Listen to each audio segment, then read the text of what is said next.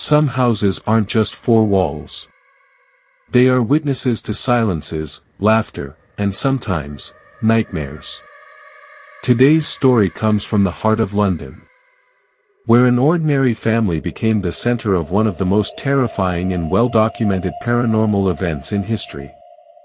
A case that brought police, journalists, and investigators to their knees. Are you ready to enter 284 Green Street? The house that, for months, was a living hell. It was the summer of 1977. Green Street in Enfield, like thousands of other streets in London, was full of ordinary life. Peggy Hodgson, a hard-working mother, was raising her 4 children alone. Life might have been full of challenges, but in this old house, a fragile peace reigned. No one knew that this peace was about to shatter and give way to unimaginable terror. The first signs were quiet and mysterious. Just sounds. Sounds that Peggy initially thought were the children's pranks. But this prank never ended. The sound of furniture being dragged, irregular knocks on the walls. It was as if someone or something in the house was announcing its presence.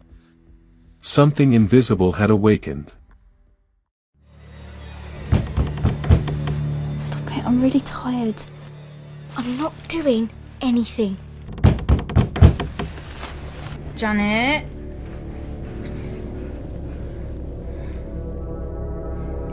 Hold my hand. I'm holding your bleeding hands. That's not my hand. Come on, piss off. What is wrong with the both of you? Haven't we all had enough of a day already? The same bed. It's bad enough wearing your sails out.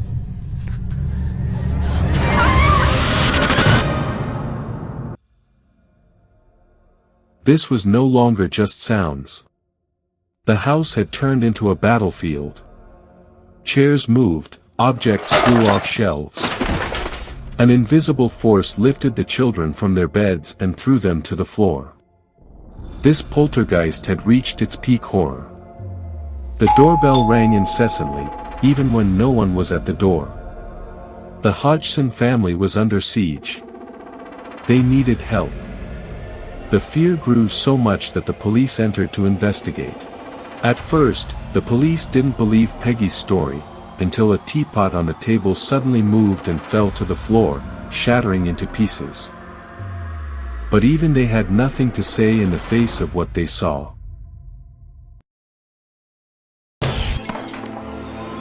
I saw a teapot move on its own accord. You see what you want to see. The case quickly made headlines and brought Maurice Grosse and Guy Lyon Playfair, prominent paranormal investigators, to the house. They came with their equipment to discover the truth. What they discovered was more terrifying than imagined. Voices were recorded, voices that claimed to originate from a dead man. She's gone.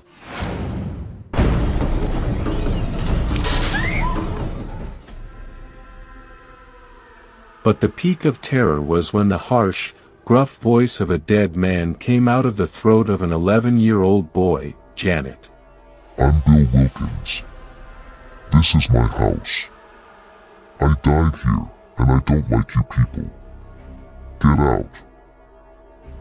This voice claimed to be Bill Wilkins, the previous tenant of the house who had died years ago in the very same living room. With his thick Cockney accent, he threatened the Hodgson family. This was no longer a simple poltergeist. This was an intelligent entity with malicious intent. After months of living in hell, the mysterious occurrences gradually diminished. It was as if the evil force was satiated, or perhaps, for unknown reasons, decided to retreat. No one knows why this nightmare began, or why it stopped.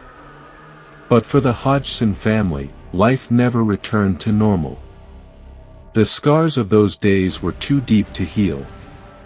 Today, 284 Green Street looks like an ordinary house. Do its new residents know about the past events? Has that malevolent spirit gone forever? Or is it just lying in wait, to awaken again at another time? The story of the Enfield poltergeist is still one of the greatest paranormal mysteries. Do you believe in the existence of such forces? Do you think this story was real, or just a collective hallucination? Share your thoughts in the comments section.